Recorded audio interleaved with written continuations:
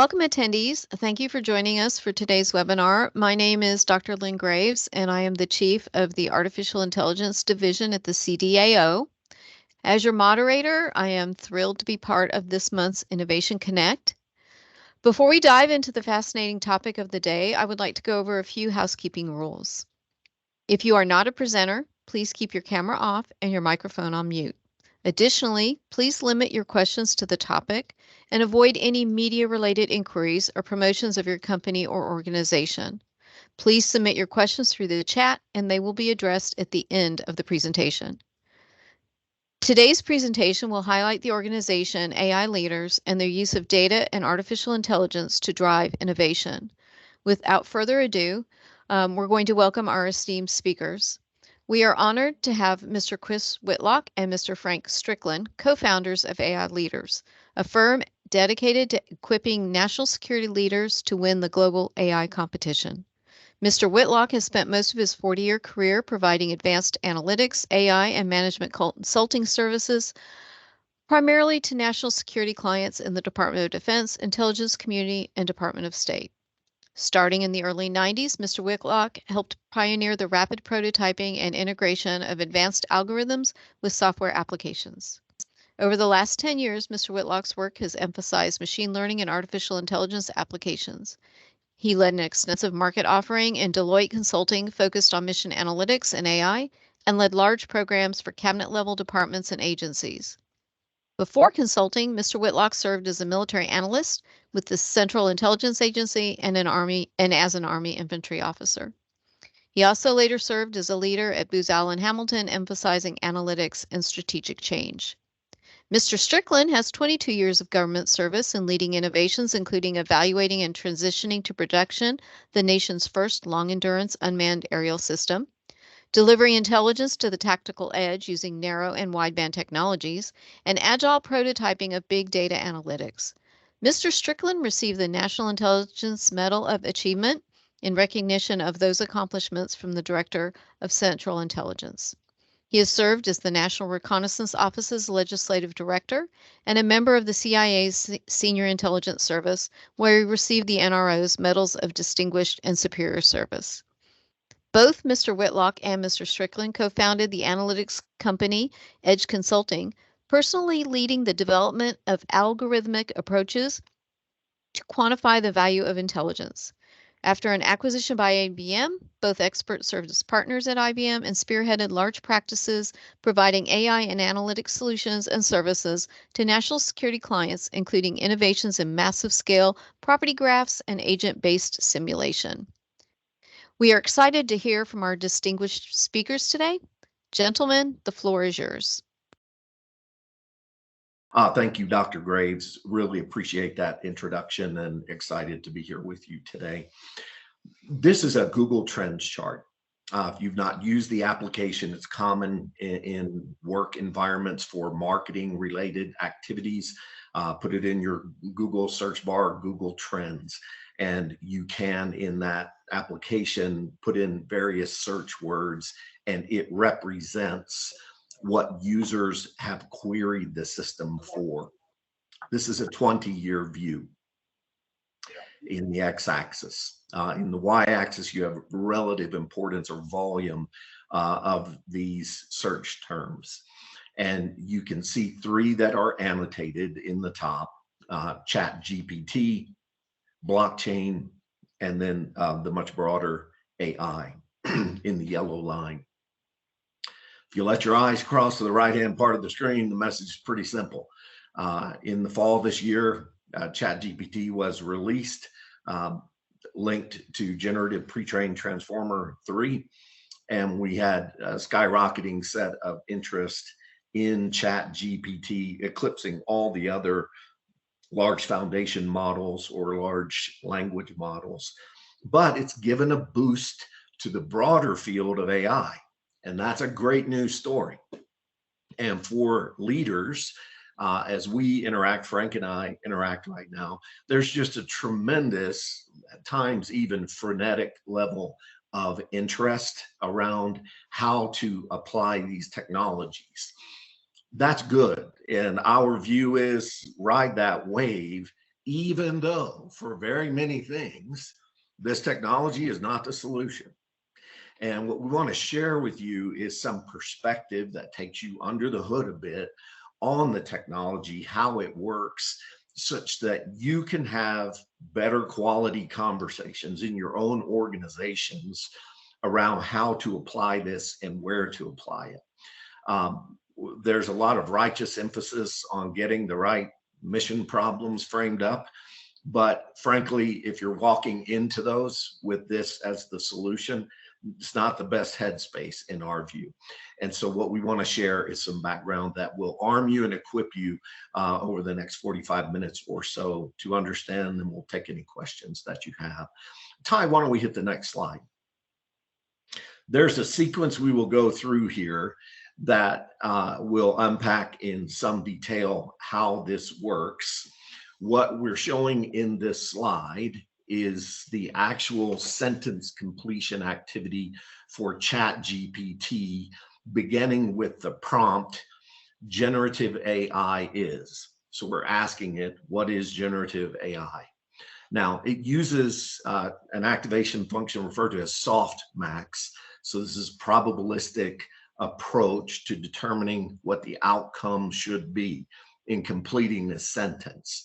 And if you look at the 5 items that are represented there, so generative AI is revolutionizing the field of creative arts. Ty, if you hit the button several times, those numbers will reveal. That top one had a 32% probability of being the next best word and sequence. That's what you're seeing represented here.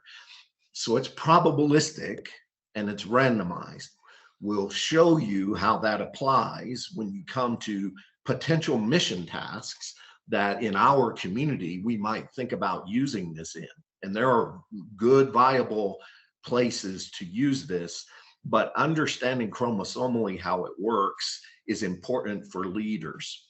Now, for a model instance of a large language model or a large foundation model, and particularly in this class, this is a transformer architecture, you can set a hyperparameter, so a model feature, if you will, that is referred to as temperature, which you see annotated at the bottom of this chart. And the temperature hyperparameter effectively tells the machine how spicy and randomized should I be making these outputs. And as you dial it in one direction, it is going to take the most probable all the time outputs. You dial it in the other, and you're going to get a very highly randomized, much lower likelihood, very spicy kinds of outputs. That's what we're dealing with. It's a language model. And as you go through these subsequent slides, and Ty, we can move to the next one, we'll continue to build texture on this. So the way that it works is processing through 4, you could refer to them as blocks or layers. There's an input layer, and in natural language processing, it does a lot of common things that for those that are on the phone and routinely use Python or R or certain commercial off-the-shelf offerings, very familiar functions to data scientists, tokenizing in particular. And that's pre-processing the data. Then it hits what is referred to as an embedding layer. And that is where some magical mathematical activities begin to happen because your input items, which are tokenized, and we'll illustrate that vividly in the next chart, they're assigned to a particular vector space. Then it goes through a series of layers that are referred to as the transformer blocks. And all of that is looking at understanding the language. What are the semantic, what are the meaning elements of a particular token or sequence? And syntactically, how does the machine understand this input process? And it is successively learning and improving what it believes it has been fed in the input in order to render and output. And in that output layer for a literal language model, we'll get a text output that is probabilistically based. And we'll show you a mission-oriented example of what that means in a moment, and where we need to have some cautions and how we can build in checks on the system. But we're moving from a question, moving to an answer through multiple layers. The center two are pretty magical when you look back at the last decade as far as what has happened. Okay, Ty. Now, to take this one level further, we begin with natural language on the left-hand side, and we end with natural language on the right-hand side, an input and an output. In the center, it's all math. It's all math. So as you move from the input layer, each token is assigned to a vector embedding, and it literally will look like the array of numbers that you are seeing there for every word in the input sequence. And those then flow through the successive transformer blocks, and it's rendered as math. So you're understanding it, and it's being processed in what is the world's largest neural net, if we're talking about generative pre-trained transformer. And that's one. There are a whole host of these out there. But what we get at the end is a natural language example. So in a sentence completion kind of context, the US Air Force is, you can see it broken into the individual tokens on the left. The US Air Force is. You can experiment with this now. They have made a tokenizer visible for GPT so that you can understand how it tokenizes. That's been an area where, yeah, for me, there has been learning, because there was some mystery early on about exactly what they were doing and rendering in vocabulary. But on the far side, you get this output that we're all familiar with for those of us who have used it. Now, if we go to the next chart, Ty, I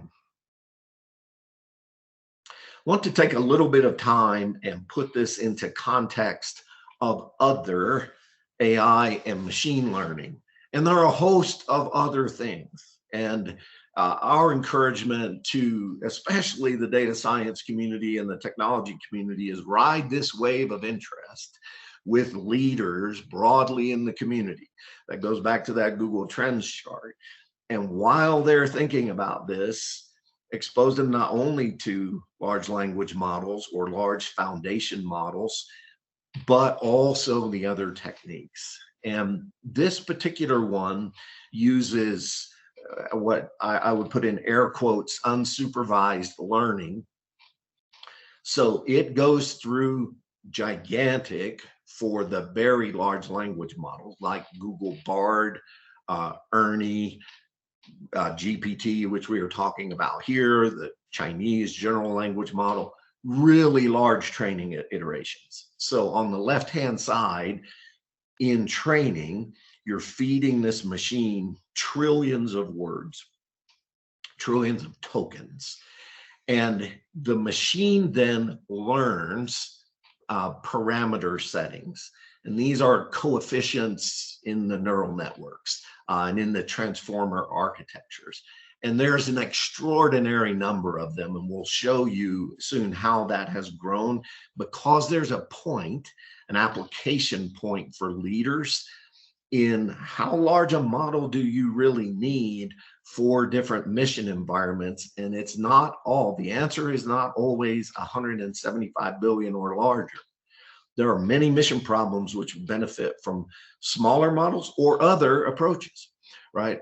But getting your head wrapped around what this is, enormous growth, 175 billion parameters capture the understanding of language and language parameters. Now, a hyperparameter setting in the model is the number of layers that's specified by the data scientists and engineers who are working the evolution of this.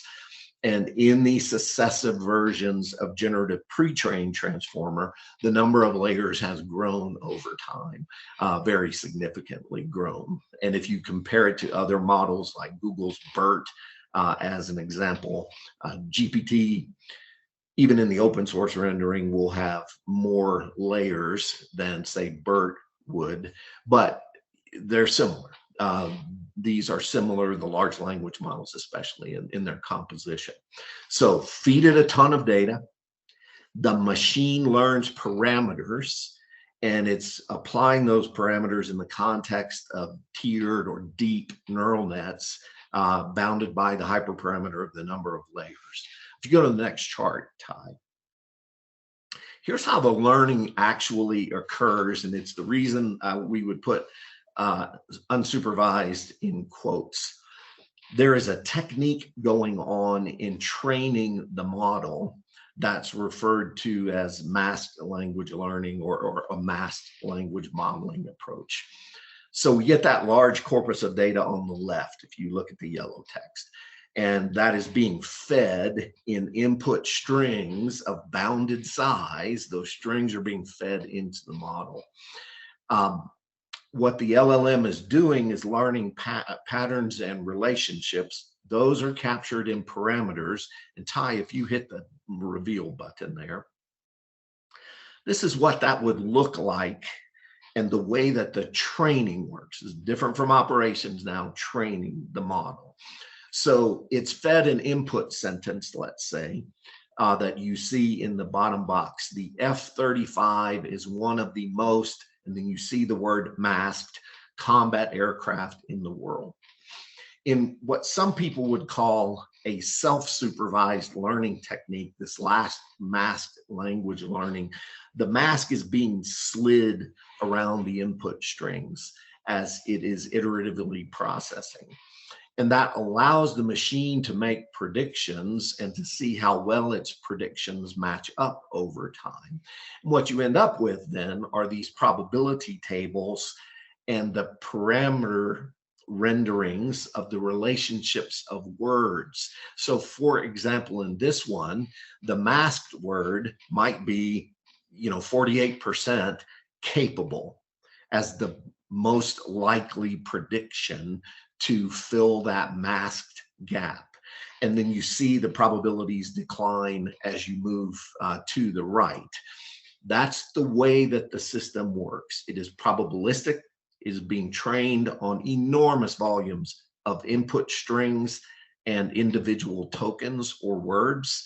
In the training process, these masks are being moved, slid around in the input strings to allow the machine to learn syntax relationships and semantic relationships in the data. And the longer you give it, the more it's going to learn. And there are some dynamics that associate with that. Let's go to the next page, Ty, because it's a super exciting page. I'm sure everyone will see this and be elated. Three-axis graphic. In the x-axis, horizontal, are the number of parameters that are in successive versions of OpenAI's generative pre-trained transformer, or GPT. And chat GPT connects to GPT-3 and 4, just to contextualize this. But the large language models stand on their own. In the 2018 timeframe, GPT-1 was introduced, and it had 117 million parameters. So again, parameters are learned by the machine using this masked language model learning technique, sliding the mask over sentences which it knows. So it's a self-supervised kind of technique. A 10x growth by 2019 to get to GPT-2. So that one had 1.5 billion parameters in Austin Powers kinds of terms, 1.5 billion, enormously large for its time. That was nothing. That was literally hold my beer kinds of numbers compared to where GPT-3 went. Over 100x increase to 175 billion parameters. So those learned items in the language, semantic and syntactical, that's what's being captured in parameters, and it's only gone up from there. 1.8 trillion for GPT-4, and people estimate, while it is not advertised, that GPT-5 is in the vicinity of 18 trillion parameters. Now, there are two other dynamics at a minimum that are worth tuning into. The vector embeddings, or the embeddings, these are these math renderings of each token as it moves through the model.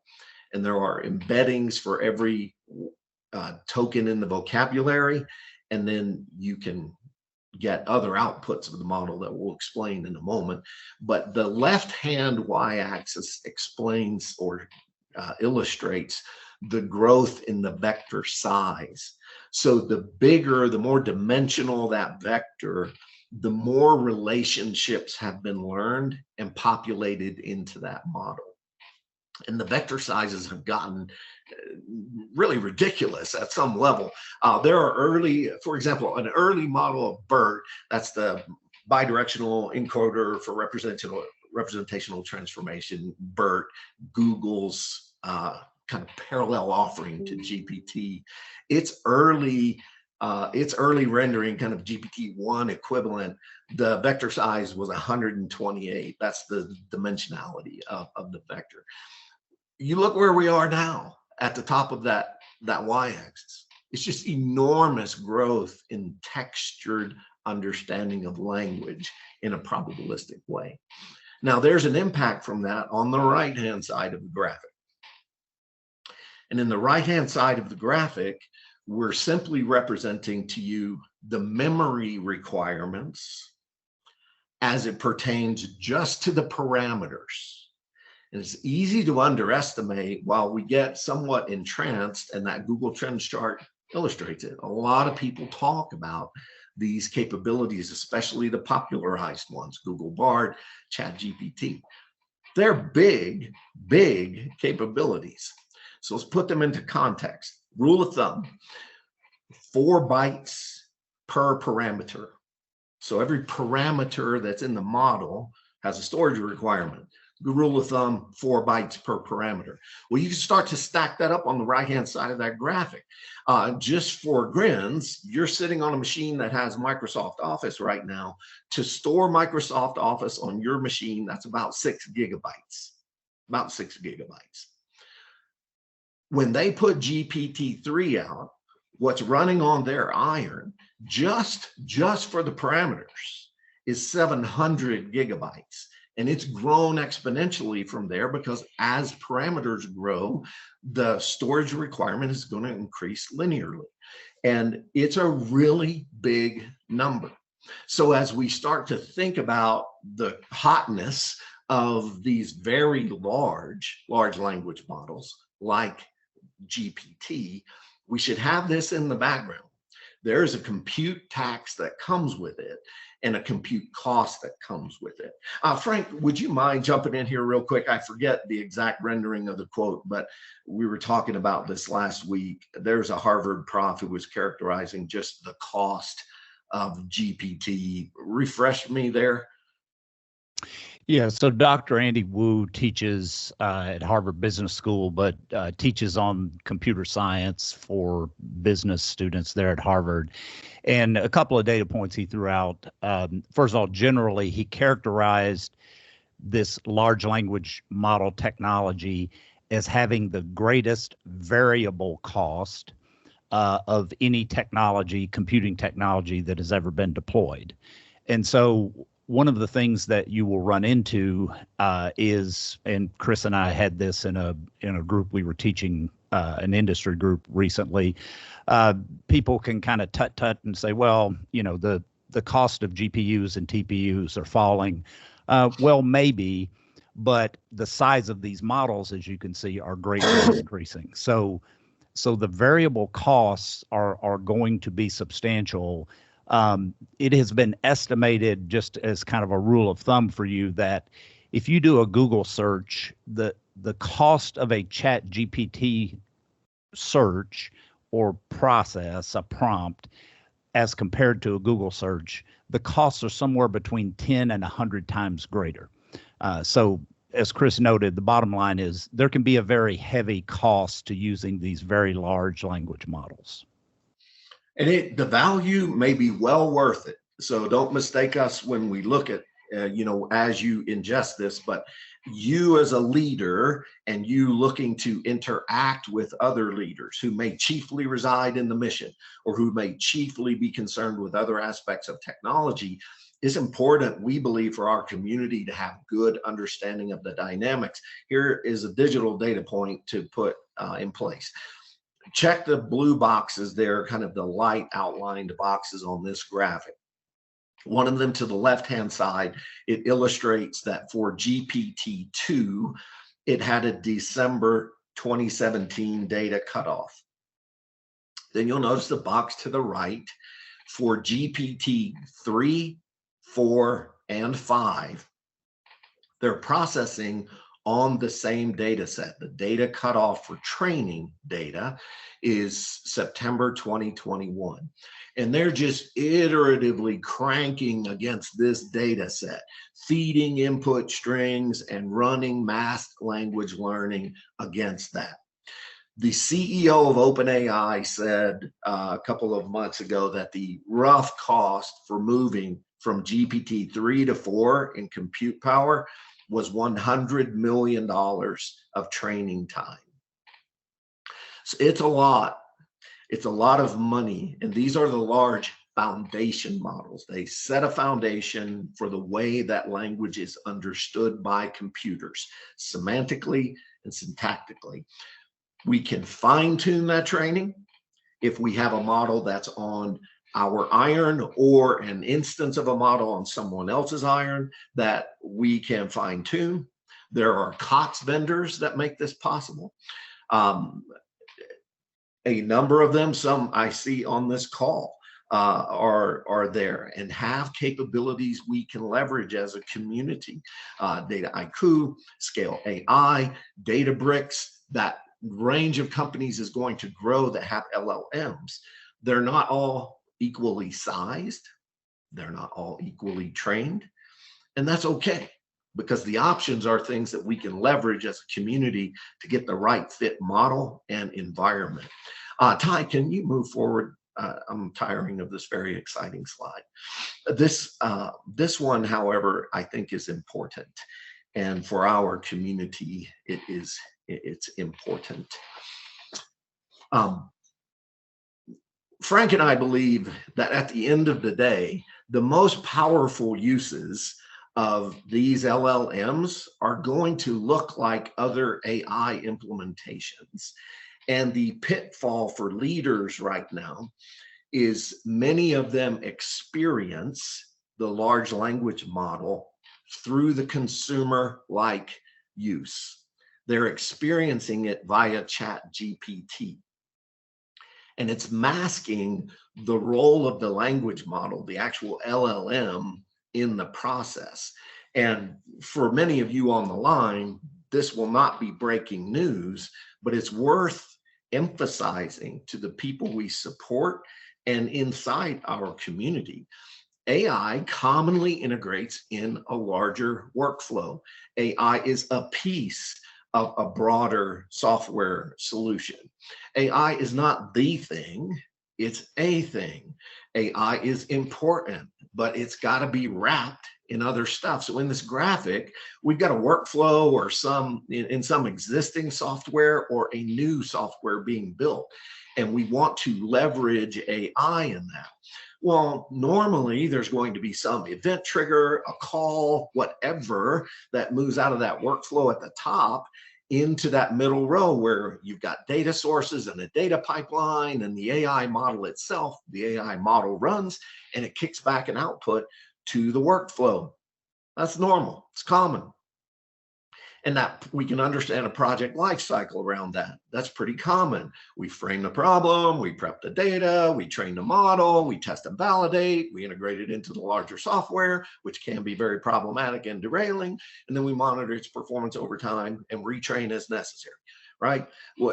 Any of us that work in this community for any amount of time have lived this in different ways with varying degrees of complexity.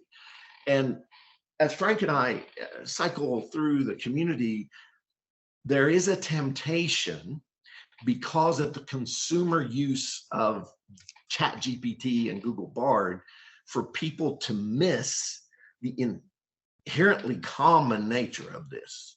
It's like other AI models. It's going to fit in a workflow. You've got to stitch that in, work the integrations, and monitor it over time. Ty, if you hit the next page. I know some of you are thinking I sound like a lifetime smoker right now. It's not a deal. I just got a summer cold, so bear with me. This is not, in our understanding, Frank and I circulating, this is not as well understood as we would like it to be. On the left-hand side, we have ChatGPT just to continue to work that particular example. And what people are experiencing is a really good user interface. I've got a prompt bar. It's got explanations at the top. It's tracking my history and holding that for a certain period of time. That's a user interface into large language model. And that large language model is running on a really sophisticated compute infrastructure that's got a lot of middleware. Right, the large language model is a piece, and it's a magical, magnificent piece, but it's a piece of a bigger solution. On the right-hand side, we think about GPT, and when people want to use generative pre-trained transformer, or they want to use Llama, or they want to use BERT, or any of there are a lot of large language model and large foundation model options. You can access those using application programming interfaces, APIs, often as open source, or you may do that in the context of a COTS offering, like some of the ones I mentioned, or the cloud providers. Every one of them has created an environment now. I have more legacy with Microsoft Azure. They've re-kitted the AI and machine learning area. That console now gives you access to a number of these capabilities and everything you need to do to wrap an LLM. AWS is no different, to include down to the iron with inferentia and compute processing that they make available. Google, the same. So helping leaders who are going to influence decisions grasp the difference in what we're trying to accomplish is important. Our community needs to have access, I would argue, to Hugging Face, that application programming interface, to get at many LLMs that are out there. That's a thing that we should have. Some agencies and departments are still working through that. And there are issues associated with doing it, but it's a good thing. We get access to the actual LLMs, which we can train on our iron, modify and enhanced, or you can go out and use these others that are in the public domain. Let's go to the next chart.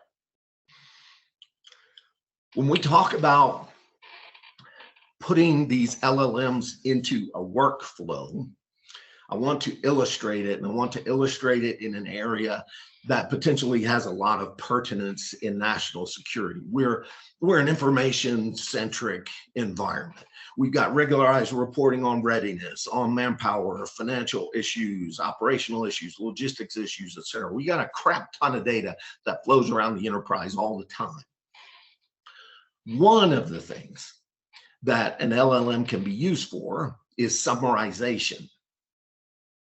And there are beneficial ways to think about using this that illustrate it's a part of a workflow. It's not the workflow, and it is not the solution. So there are 6 blocks in the page here, core of the page, body of this page. I've annotated 2 of them to illustrate these are LLM tasks. The other 4 are not, right? The other 4, you wrap the LLM. So for example, here on the left-hand side, we want to create a pipeline. So we're accessing a regularized flow of data. Maybe we're getting 1 million messages a day. We want to flow those in to be summarized. A best practice item that is emerging, and is something you should fight about in your teams if you're looking at this, is not feeding an article one time for summarization, but feeding it multiple times and generating multiple summaries from this probabilistic machine, right? In the green block second, the LLM actually summarizes. And let's say you're feeding it the same article 3 to 5 times, it's going to create 3 to 5 summaries. Well, you got to have pipeline functionality to catch every one of those summaries. And then potentially, and this might be best practice to look at, refeed those summaries to the LLM. But this time, we're not looking to get a language output. We want to get the embeddings. So in the first round, we're keeping it in natural language. We give it a natural language input, send it to the LLM, we get a natural language output, we loop those back through. This time we want the math output. We want the embeddings. That's what the second green box does. And that's the vectorized representation, high dimensionality of the input strings. We can score those now.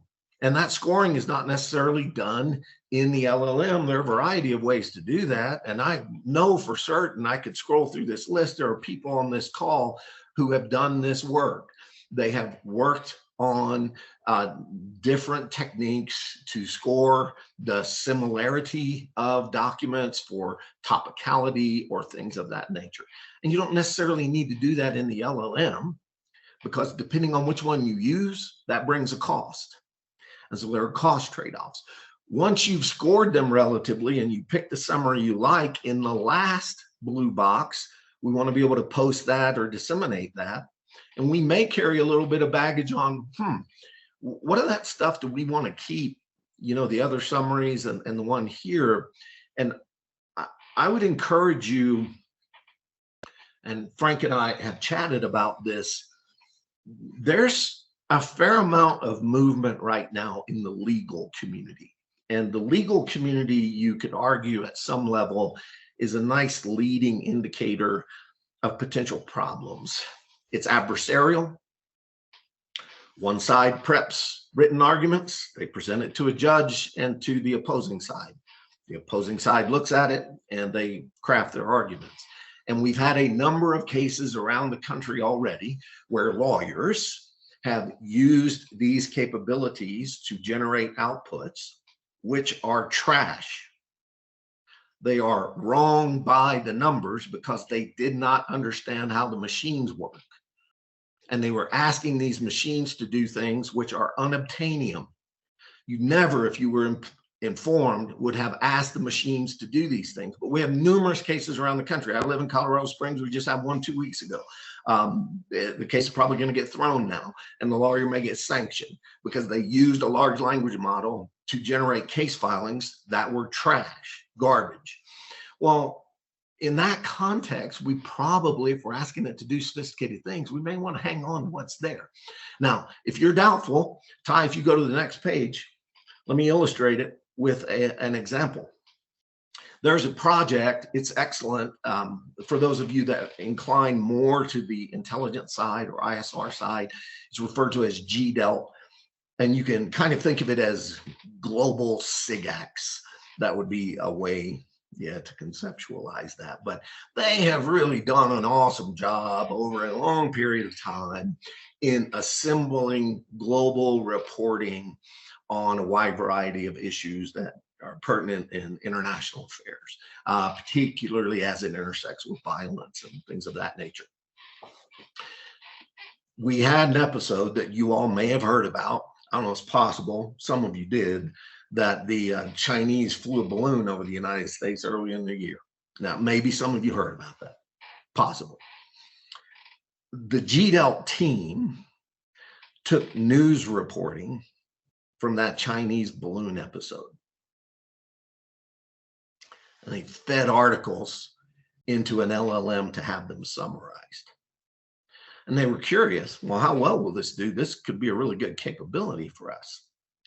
And the 3 bars below represent just tiny little snapshots of some of the summaries that came out. The first one there actually is referencing the article itself. So the suspected Chinese Chinese spy balloon hovering over the US, where it is now, yada, yada, yada.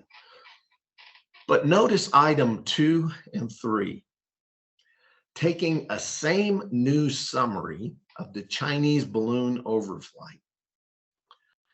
The summary began to twist what it was about.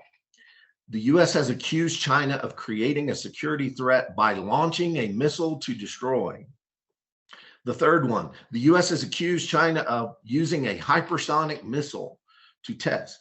These were summaries that came out of an article on the Chinese balloon overflight.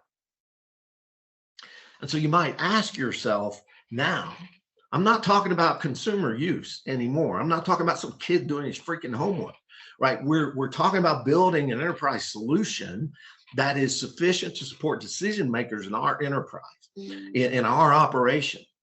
Well, am I going to rely on one summary and one summary alone? Or do I want to take that through a process and analyze the quality of those summaries and pick the best one? This GDEL team is awesome. And they did that experiment. They've done a number of others. You'll see in the sourcing at the bottom of blog we reference. I have a lot of respect for these people and for the innovations that they showed there. But the point is, the LLM is a part of a larger solution. This technology, we believe, can be relevant, highly relevant in certain areas. But we've got to help our leaders understand what the margins are, what the edges are on performance, and where they need to be careful. Go boldly over here, move with caution over here. It's that type of thing, and our passion, and if you pick up passion, it's we believe it's necessary. This is an area that can yield big results. It also can be a big waste or create some significant problems. And even Sam Altman, the CEO of OpenAI, would say that. Let's hit the next slide, Ty. Frank, do you want to walk through these next couple, buddy?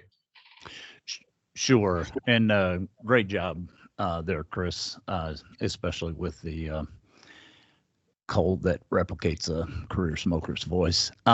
So segueing from what Chris just said, leaders need to understand. So we ask ourselves as we were interacting with data scientists and leaders in both commercial industries and government, and especially in the national security space where Chris and I have spent most of our careers. Okay, what is it that leaders need to know? And we would summarize it in 2 slides here and 4 major bodies of thinking and planning and analysis. And the first is on the left that you see there. There's not a single role for these LLMs. There are roles, plural, and that is really important. It's intuitively important to you. You know, you would no longer put a fighter pilot into a particular role that's not suited for that person, especially at the junior officer level, than you would, you know, put somebody else in the cockpit of an F-22 and launch them off. So what are the roles so that you can understand applying these things to the right use cases? And then there are 4 functions. We had an interesting interaction with an industry group and a large company that has tremendous capability in the area. And one of the 4 functions that these LLMs can perform just wasn't in their thinking. So there are 4 functions, and again, to look at the range of problems you have across the DAF for airmen, for guardians, for people who are in the direct combat arms, for those who are in combat service support, for those who are in the back office, et cetera.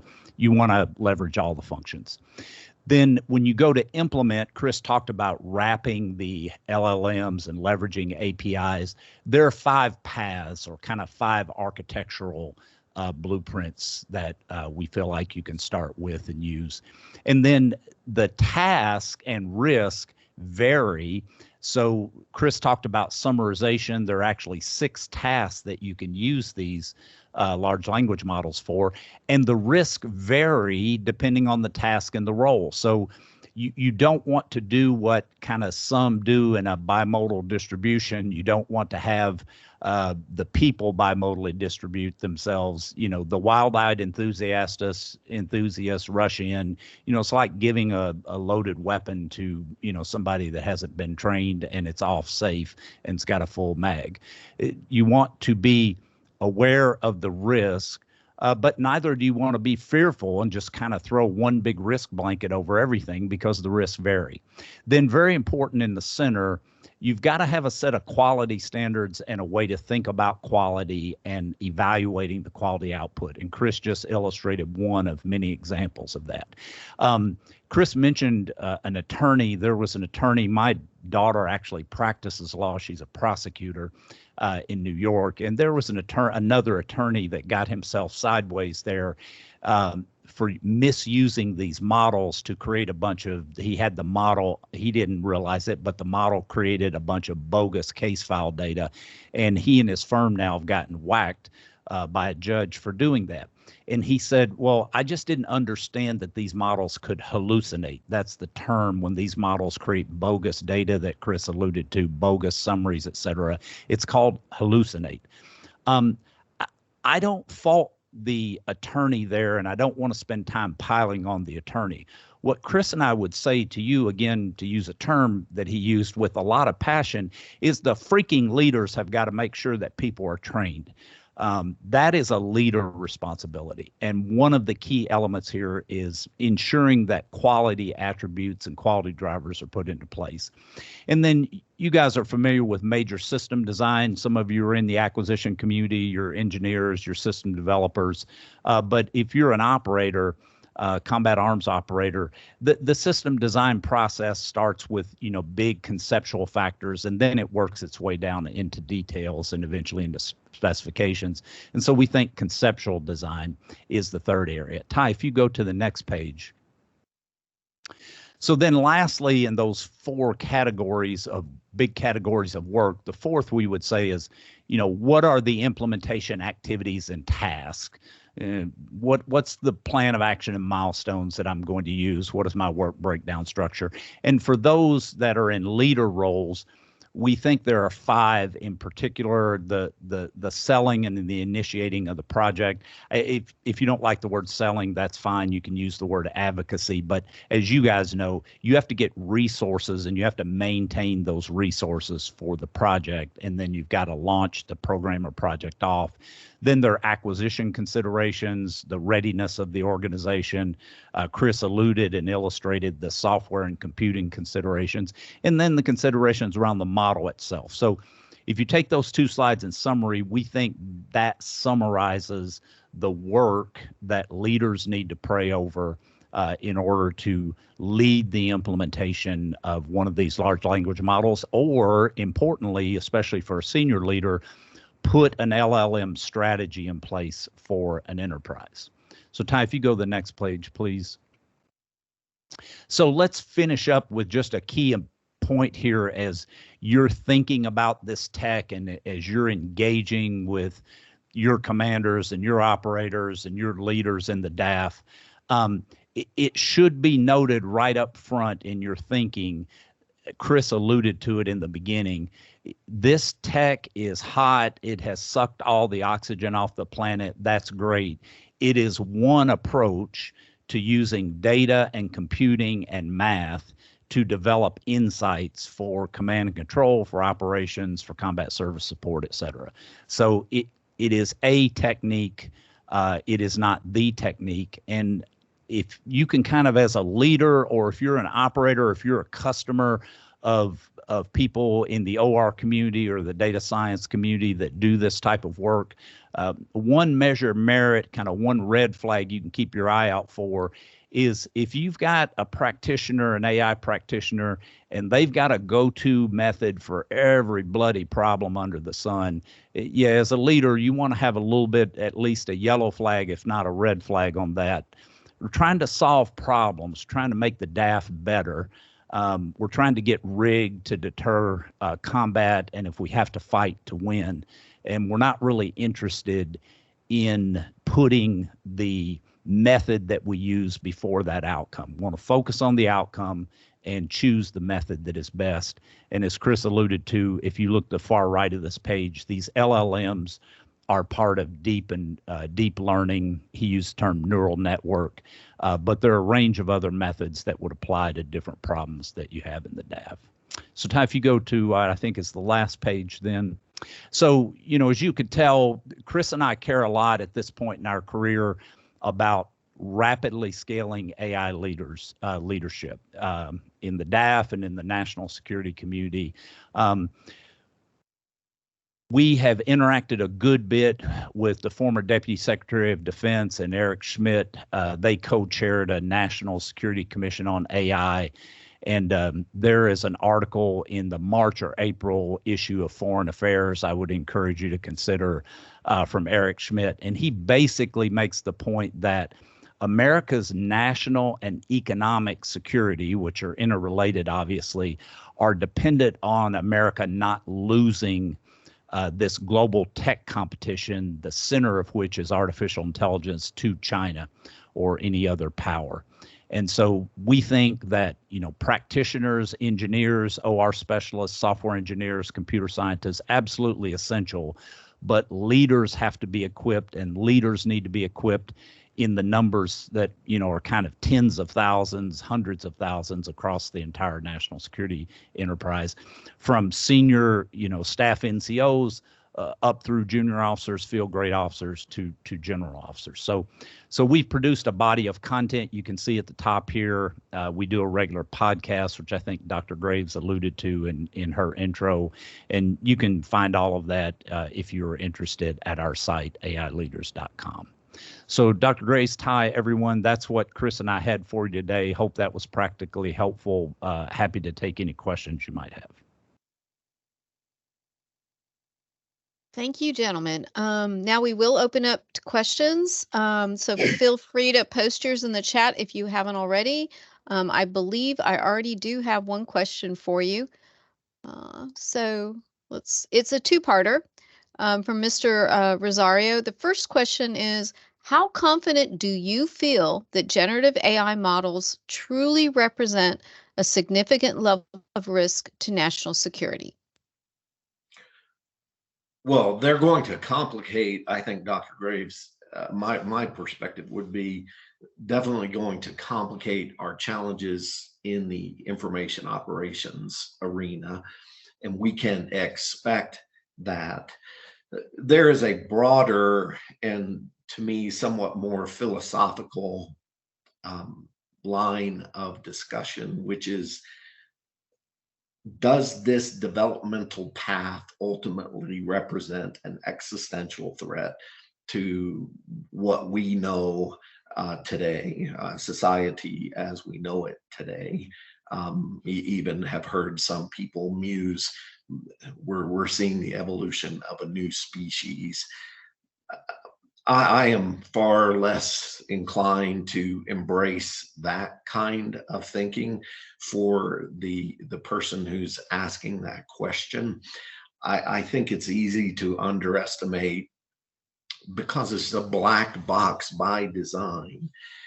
I think we underestimate how nodal this capability is, how utterly and completely dependent it is on power and sophisticated compute, which can be destroyed, which can be unplugged, which can be attacked, as we have any other number of things over time. I mean, it's Gordon's 5 rings model. It's not a lot different. So people that are getting frantic about some of that, I hear them. I think that's interesting.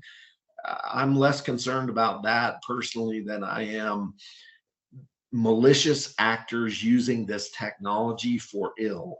I think we have seen it already. I think we're going to see more of it. I think it is going to complicate the information environment here in the United States in a couple of different ways that are material. And I've been glad to see the legislatures thinking about that. Frank, I don't know if you had any other thoughts there.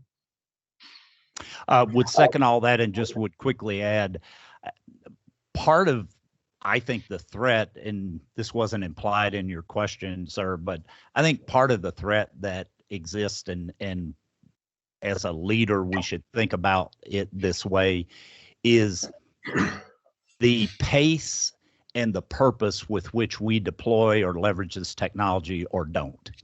And we just, I love your secretary. I love a lot of your senior leaders, not because I'm oriented to love senior leaders, because I'm not, but just the emphasis on moving quickly and understanding we're in a strategic OODA loop and we can lose. And so I think a second part of your question and the answer is our security will depend a lot upon the pace and the purpose with which we leverage the technology for our defense and our offense.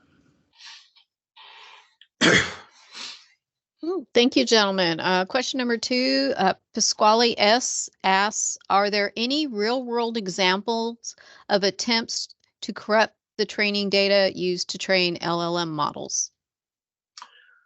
I'm not aware of any right away, Dr. Graves, that I think of. And partly, and I think this is where you benefit from getting statisticians in the room and having a good fight about what's actually happening. So going back to the masked language learning method, for some of these, if you're talking about the foundational training, it's an enormous corpus of data.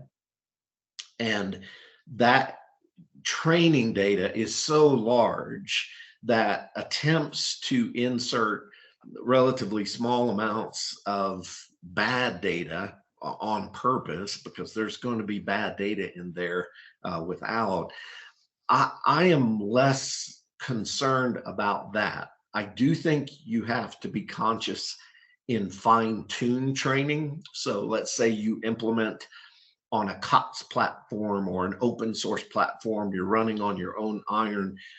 You've got to think about that fine-tune training. Is there the potential for maliciousness? Yes, but it's more good statistical representation of your data for the for the fine-tune training.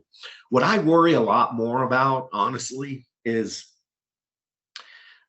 and some of you will laugh at this, I know, but it's a representation of where we are. We have run into executives who have had the impression that these large language models are a document store, that these large language models are a store of links between documents and things like that.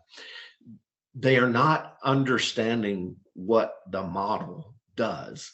And as a consequence, they can send people off to do tasks with it that are really badly informed. You confound that with the fact that these systems are contextual learners. So as you present input strings to them in the form of questions, they're looking at what you present. If you present bad data in the input string, you can get bad responses in the output. And I've been led down the primrose path in some of the experimentation that I've done, but I'm not aware of any where someone has purposefully tried to taint or poison the training set. They may exist. I'm just not aware of that. I have concerns that tend to be in other dimensions. That's it for me, Dr. Graves. Frank, I don't know if you had further. No, that was great. Great. So the next question was, and I apologize if I do not get the name right. Sakar G asked, do you think any regulations by government on AI development will help? Wow. So, we're kind of well into this, so let me give somewhat a tongue-in-cheek answer, and then I'll give a more serious answer. When I was the legislative director for the NRO, I used to say to myself and just the immediate staff that Congress was, or that the Republic was at its safest when Congress was out of session. Yes, first of all, let's back up and just say there is going to be legislative regulation. It's going to happen. And I would, on a serious note, compliment. There are a number of members in Virginia where I sit. He is not my congressional representative, but the member who comes out of Arlington, Don Beyer, he is taking a grad degree, an MS grad degree at George Mason in this domain, in the AI data science domain, so that he can understand and legislate effectively. And yes, there are 535 members, and everybody's voice, roughly speaking, carries equal weight. But when a member educates themselves on a technology and a number of members are doing that, they can really be helpful because their voice will carry a lot more weight with other members than just the staff's.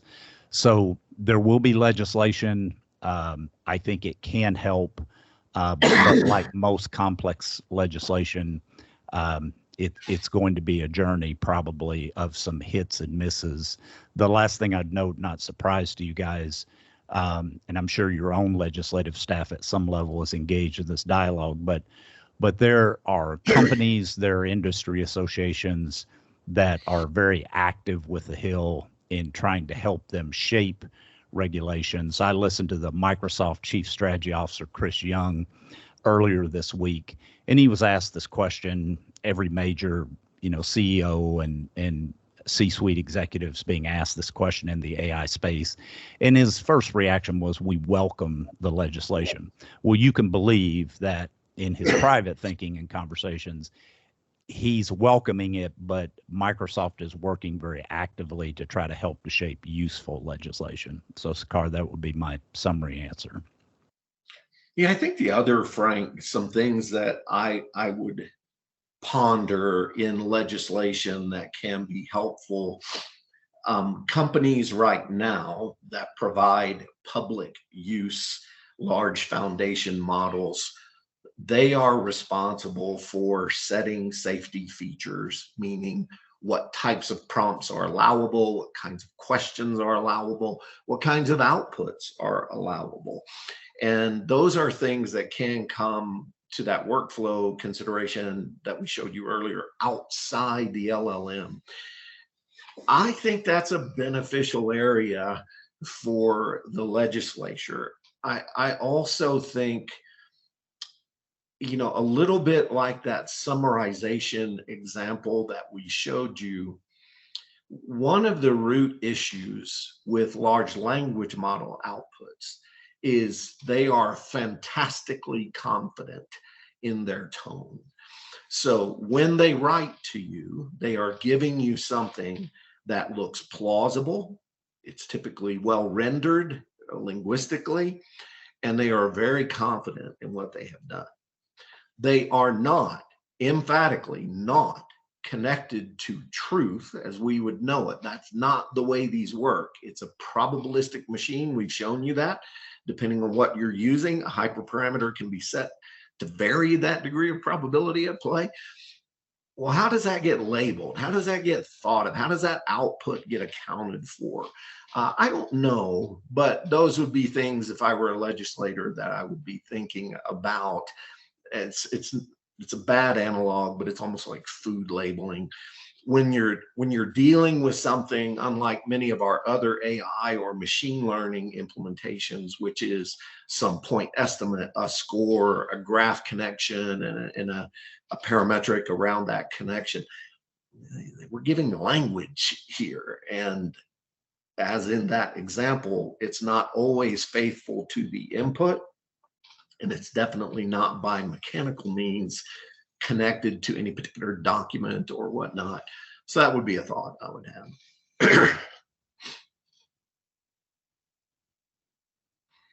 Okay. Lynn, sorry.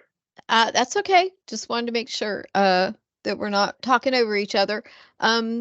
Giuliano B asked, are the recommended AI tools we can gain access to at the using unit? So on your network, I would think you have a variety. I am not sure how it looks exactly where you sit, but the things in this arena are cousins to AI and machine learning tools that are available for users of R and Python software coding language. The application programming interface that I mentioned earlier, and I don't know the status of this in the Air Force. Someone online may know whether you can access that on your network today, the Hugging Face API. That provides access to a range. I've dealt with some departments lately that still do not have access to Hugging Face, even on their Nipper equivalent, but those would be places that I would look. Python, as an example, as a programming environment, it's got some capabilities that will get you in this direction and that your units can use and experiment with. Typically, you'll want to make sure you have data scientists, mission people, and compute savvy folks around. Yeah, and I would just add preemptively, if you talk to your IT people and you don't have Python on your network and you want to get into a posture of leveraging data scientists and doing AI work, start an effort to get it onto your network. Open source, and very powerful for both AI work and also for that application development that Chris alluded to, that you wrap the model in. Okay, thank you. Nick T asked two questions. Let's go with the first one. How can we prevent certain populations from being discriminated or marginalized by AI, providing we're using real-world data sets? Safety features would be, I think, the lead answer there. And it's something that you can read about in large language model development. Safety features are those things that limit both on the input and on the output what the model is going to be dealing with. In the training itself, so using that masked language learning training, in a part of preparing the data for training, you would want to be careful in the same way that you are in other AI and machine learning development to not present biased data sets. And there are multiple dimensions of bias that can manifest themselves that will influence the regularized output of a machine learning model or an AI model. You've got some of the same dynamics here, and it's akin to that poisoning question, the data poisoning question that came up earlier. But I would answer it in two parts. First and foremost, safety features on input and output layers. Secondarily, care in what data you're using to train the model. And ensuring that you're comfortable that what you're presenting it to learn on the structure of language or the structure of software, less concerned, images, that does not have a lot of inherent bias presented or represented in it. Yeah, so Nick, those factors that Chris just mentioned, if you have, and at some level it could be a single 13 alpha, it doesn't matter. If you have a person who's practicing AI or data science within your unit or providing support to you, a very good question for leaders to be asking is, what is the quality program? Just take one page or take this whiteboard and sketch it out for me. What does the quality program look like? And in the quality program, you're going to want to see the type of technical quality assurance mechanisms that Chris alluded to. You're going to want to see training. You're going to want to see peer review of code.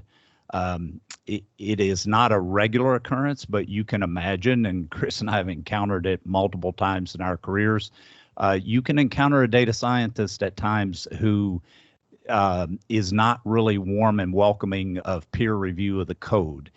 And in addition to logic errors, it's just very easy just to make simple errors in the code. And in the area of large language models, for example, you can imagine you put a wrong character in the code and run one of these big training evolutions on a large language model. There are companies in the Valley that have burned up to $500,000 with a bogus training evolution because they had errors in the code. So just as a leader, you want to ask your AI practitioners, tell me about the quality program. And you've got enough intuition as a leader to judge that answer and whether you need to probe further on that. Okay, the next one, I'm going to rephrase this one a little bit in the spirit of non-attribution. So let's look at it this way. So if we've got a non-US corporation, how do you feel, or do you feel that the use of their cloud API is secure for defense applications? That's the question that people are asking, and it is a common one around open source, in other environments. I would leave that to each institution to navigate their way through, but it's been one of the issues that has slowed that. There are a lot. If you go to Hugging Face and you're in the API itself, there are a lot of model options. Some of those include GPT-1 and 2, multiple versions of BERT. So you can ask, am I comfortable with those models? I am, yes. But being rendered in a particular API that has some foreign involvement and background, it's an open source issue. And to me, we'll have to leave that to the appropriate institutions to adjudicate. I won't take a view on that. But many of the models that are represented in there, I personally would be very comfortable with. Lynn, that's all I have. Okay. Yeah, nothing here, Lynn. Great, thank you. Dylan R. asked, please provide your top 3 attack vectors. Meaning for malicious actors coming at us? Well, there is pretty plainly, when you link these, especially with robotic process automation and affiliated capabilities, trying to influence thinking in the United States at the population level, those would be the main things that I would be concerned with. It's going to become increasingly easy to do text-specific generation, image data, and multimodal. All 3 of those are getting to the point where it's really good quality if the offending entity is using one of the higher end model instances. But I mainly am concerned about it in the open arena, where it can be used to influence the way the citizenry looks at DoD, the way the citizenry looks at what we're doing in national security. It's the perennial influence operation concern that I would have there. I think separately, there is already afoot a large individually oriented, malicious activity effort, and that's to bilk people of money. It's take advantage of people that, we can reach over the phone or over email, and that to me is just riffs on the existing vectors, but with improved content and the ability to do it at higher volume and faster pace. That's really all I would have there for my part, Frank. If you zoom out from that, so if you were thinking about a strategy for defending, the vectors are basically threefold, right? They're supply chain, they're the digital networks, and they're insiders. And I think those are comprehensive. And when you are facing off against an adversary like China, I think you have to think about those 3 vectors in terms of how they can be orchestrated in a combined arms attack. You guys know this, but it's worth just underscoring, this is not Cold War redo. We didn't have the access to people, the access to networks, the access to supply chains between us and the Soviets that we have between us and the Chinese. So those three means, and thinking about them, not only thinking about all three of them, but thinking about how they could be orchestrated in a combined arms attack along all three for a given operational or strategic objective is worth thinking about. Gentlemen, one last question. And I'm interested in hearing your take on this one. What do you think about model encryption? For me, Lynn, certain applications, I actually think there's a lot of value there. There's a one level broader question that I would encourage this group to be mindful of, though. So encrypting the model, protect the model. We have a larger challenge right now, I would argue, with many executives of the ilk that Frank and I are going around with, in not grasping certain of these models. Encryption deals with their protection. Can I explain what they're doing? Are they accessible to me, and can I decompose how they got to certain answers? I actually think that's a first order challenge for us right now. Encrypting some of these models, I'm not sure of that value relative to some of the ones that are actually highly explainable and put cement on our thinking. So as a vivid specific example, if we build a random forest classifier, a random forest regression model, it's going to capture in feature space really particular things that are driving us in importance value or relative to Gini coefficients. Why is the random forest going to make these decisions in these instances? Well, I would be a little bit concerned about that. And depending on the environment, model encryption starts to become more important to me, because inherently that model is very explainable. These large language models with these enormous volumes of parameters and embedding vectors, that's valuable. There's monetary value there. But the answer, again, is not deterministic, it's probabilistic. My instinct, Lynn, is a little bit less concerned about that from what someone can learn apart from the commercial benefit, the theft of the property and misapplication of the property. But yeah, when I think about things at the high level, my first concern is less about model encryption at this point. It's more that people appreciate, can you actually understand and interpret the outputs of these models? Okay, good. Now, which ones do we make sure we need to protect, especially on the model encryption side? I tend especially to be careful about the ones that are highly explainable and where the model itself is memorializing why it's rendering things in a very specific way. Yeah, 2 cents, but I haven't thought a lot about that, to be honest. Nothing to add there, Lynn. Thank you, gentlemen, and thank you, the audience, for joining us today. We are grateful for your support of DoD Innovators and Innovation Connect. We have several pioneering projects underway and anticipate featuring even more in the future.